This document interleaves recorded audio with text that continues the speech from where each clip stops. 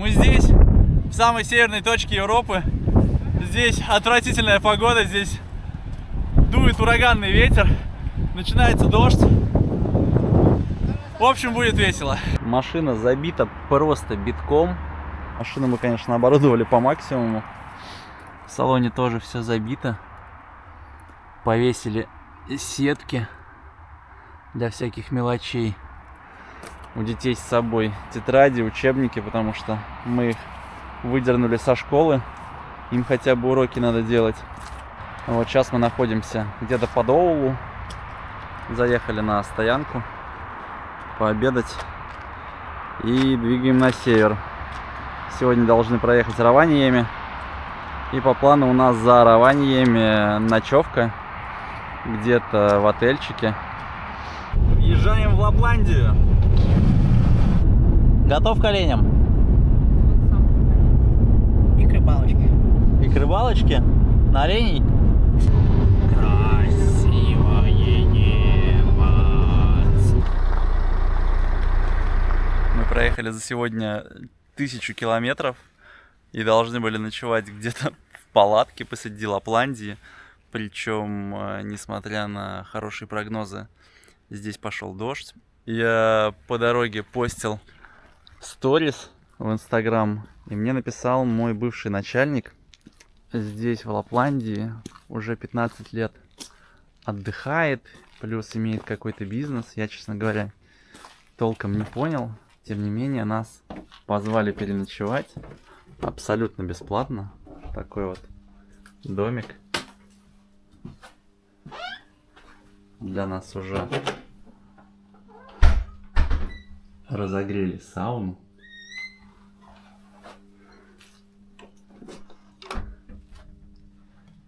И вот такая вот здесь красота.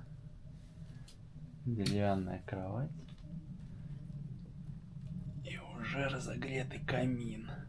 Сегодня будет охрененная теплая ночевка.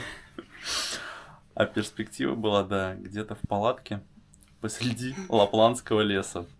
В дождь. В дождь, да. Честно говоря, сюда даже ехать было стрёмно, потому что последние километров, наверное, 150 началась лютая темень, пошел дождь.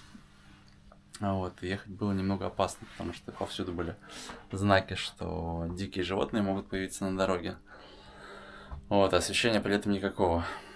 Вот, и заканчивать, конечно, сегодняшний день в этой красоте нам безумно нравится. Доброе утро! После комфортабельной ночевки в домике нас пригласили на завтрак в отель. Вот, собственно, отель в Лапландии. Вот, перекусили и сейчас двигаем в сторону Норвегии, в сторону Нордкапа. Оливер, еще раз тебе огромное спасибо.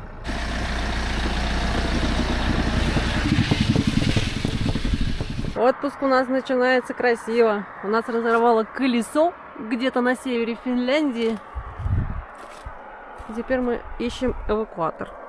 Ни запаски, ни домкрата, ничего.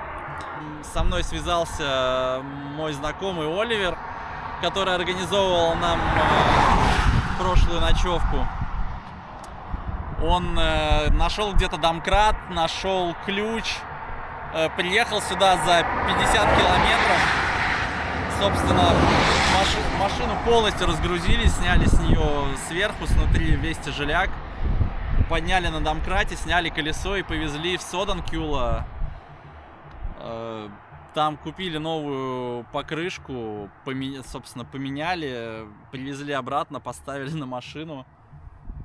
Вот, и вроде как проблема решена, но из-за чего это все произошло, честно говоря, мы не поняли, потому что до поездки мы все, что надо, ремонтировали, меняли, делали сход-развал. Оказалось, надо было качать почти 3,5. И во время езды колесо деформировалось, собственно, и один край был съеден. Причем, пока мы здесь стояли, уже грузили все в машину, к нам кто-то подъехал, видимо, местная таможня, если я правильно понял. Начались расспросы, кто мы, что мы, откуда мы едем, куда мы едем, когда мы въехали в Финляндию, когда мы из нее выезжаем, куда едем, каким маршрутом. Проверили все документы, проверили билеты, поинтересовались, что это за дети вообще, чьи они, почему у нас разные фамилии. Вот, опять же, тут же подъехал Оливер, который отъезжал на пару минут да, в близлежащую кафешку, изъяснялся с ними на финском, я изъяснялся на ломаном английском. Надеюсь, что все будет в порядке и при выезде из Финляндии ни у кого не возникнет никаких вопросов. Ребята, учите языки, это, конечно, полезный навык. И возите домкрат и запаску. Да, возите домкрат, запаску. Вот, у нас, конечно, это самое лютое приключение, с которым мы столкнулись в пути.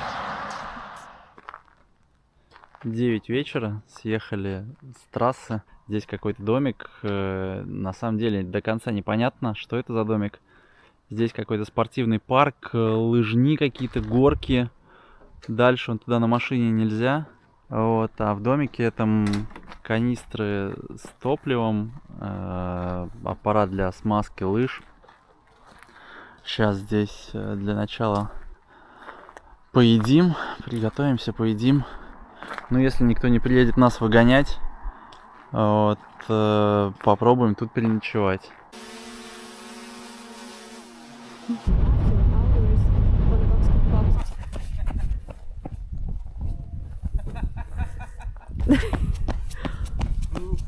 Суоми Нордж. А вот и норвежские гости. Поскакала. Мы наконец выехали к океану. Правда, тут немножечко отлив.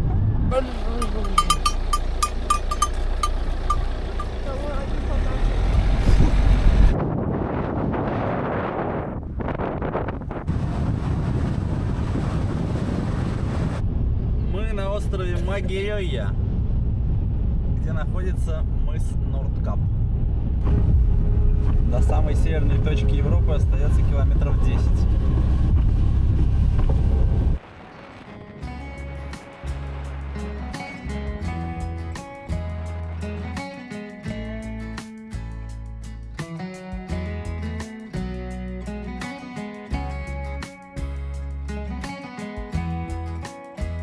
А здесь мы даже не догадывались, что впереди нас ждет главная поломка этого отпуска. Доброе утро, мир! На ночевку остановились на местном стрельбище под городком Хониксвог. Такое вот крытое строение, защищенное с 3 сторон. Внутри были листы пенополиуретана. Из них сделал еще такое подобие 4-й стены. Подложили также их под палатки. И здесь, собственно, и заночевали. Ну а чё? Сухо, без ветра. Вот здесь же обед, ужин и завтрак. В 50 метрах от этого места, собственно, местный аэропорт. Вон взлетно-посадочная полоса. Отмечена была на карте как местная достопримечательность. Смотреть тут, конечно, в этом плане нечего. Но на ночевку мы сюда таки заехали. И очень удачно, потому что больше в этих краях бесплатно переночевать было негде. Красавец какой. Давай! Я вижу рыбу. О, это уже можно брать. Это уже красавец. Ну, небольшой. Слушай, ну это как предыдущий. Рыбак. Кирилла хоть в кадре видно? О, Да. чё, выпускай. Конечно, она толстая. Ну, твоя первая рыбина. Свет, сфоткай его, что ли? Блин, ей как? Берем? Хороша, конечно. Она, по-моему, тяжелее, чем остальные. Возможно. Ну-ка, ложись, измерим тебя.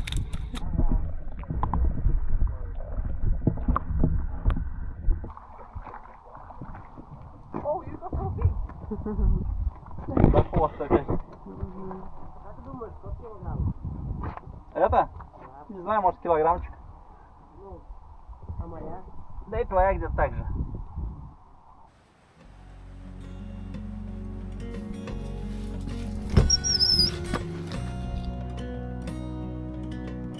Вид просто сказочный. Вон отлив видно, отливное течение.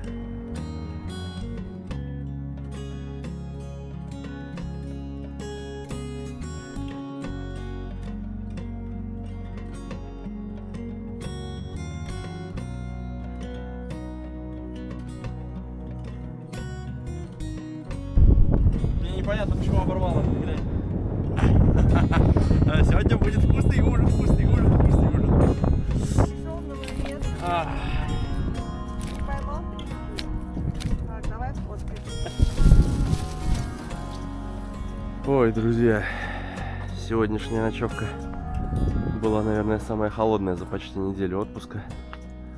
Ночью температура опустилась до +5. И мы что-то не подготовились, не все спальники из машины забрали. Думали, что будет чуть теплее. И дальше посмотрим. Были планы поехать на остров Сенья. Вот, но там мало того, что погода мерзкая, еще и сильнейший ветер. А мы планировали подняться пойти на один интересный трейл.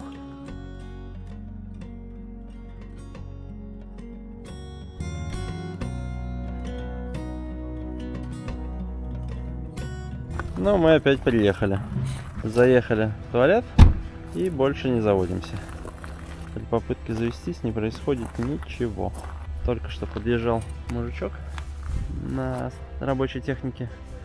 Площадку делают или что-то в этом духе. Попытался что-то посмотреть, попробовать. Мужичок оказался хозяином кемпинга, который провозился с нами весь вечер. Он же выяснил, что ближайший сервис сможет заняться нашей машиной только через неделю. А эвакуатор до Нарвика, ближайшего крупного города, 1000 евро. И это только эвакуатор. Решено было заночевать там и до утра поискать решение проблемы в интернете. К слову, застряли мы черт знает где. До дома почти 1500 километров.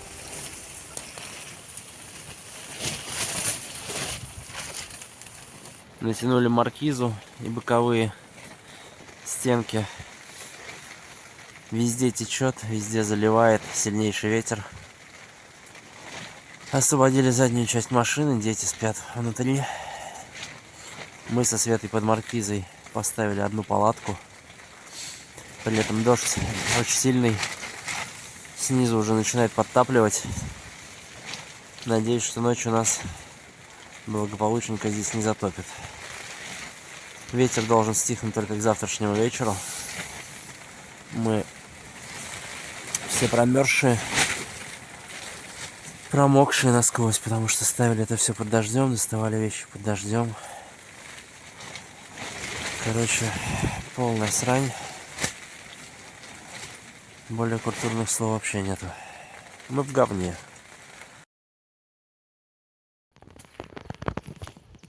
Ночь кое-как пережили. Палатка стоит практически в луже. По другую сторону от палатки вообще вон остатки снега. Ночью град вроде как был. Всю ночь просыпался. Боялся, что сорвет всю эту конструкцию к чертям собачьим. А по другую сторону от палатки озеро. В общем, Ребята, мы завелись. Спустя энное количество попыток перепробовали все, что можно. Попробовали еще раз с толкача. И мы завелись. Погода полнейшее говно. Идет дождь. Ночь у нас чуть не смыло, не сдуло. Ой, блин, ну мы завелись. Все. На этом отпуск заканчивается. Двигаем в сторону дома. 1300 километров до Хельсинки. Надеюсь, что доедем. Понятно, что глушиться где-то придется. Но хотя бы знаем, в чем проблема. Это стартер. Вот. И хотя бы знаем, что теперь делать. Сегодня, блин, лютый дубак. Начали уже мерзнуть. Сейчас, когда уже вещи собирали, подъехал хозяин кемпинга. Благодарили его. С нас не взяли ни копейки. Мы, конечно, в этом плане фартовые на протяжении всего отпуска. Я в очередной раз удивляюсь норвежским людям, которые приходят на помощь уже не первый раз. Спасибо вам.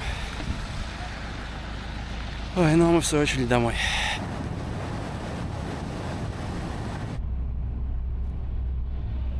Пробираемся по Швеции.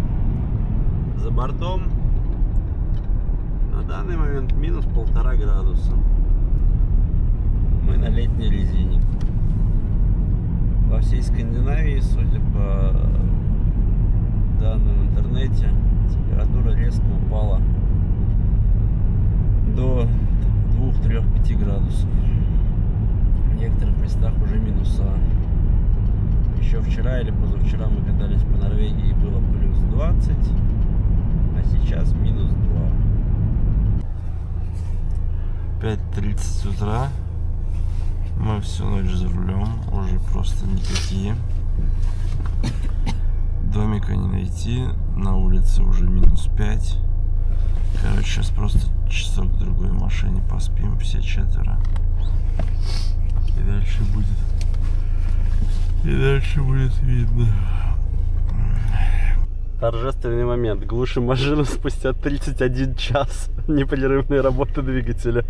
Заведись потом, пожалуйста. Попробуй сразу заведись. Нет, я не хочу. Попробуй.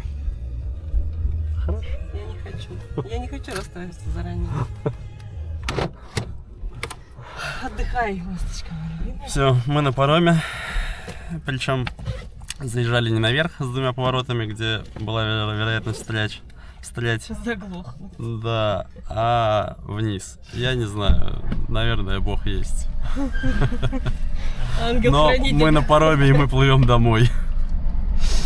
Ну там нас кто-нибудь вытолкает. Да?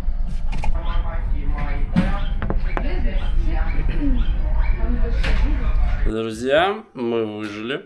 Так выглядят лица людей, которые не спали последние 2 ночи, проехали всю Скандинавию. Я не вижу, что там. У меня все замылено.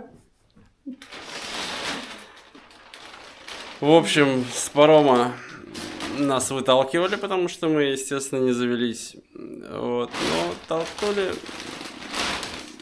и мы дома. У нас все хорошо. Мы спать. Мы спать.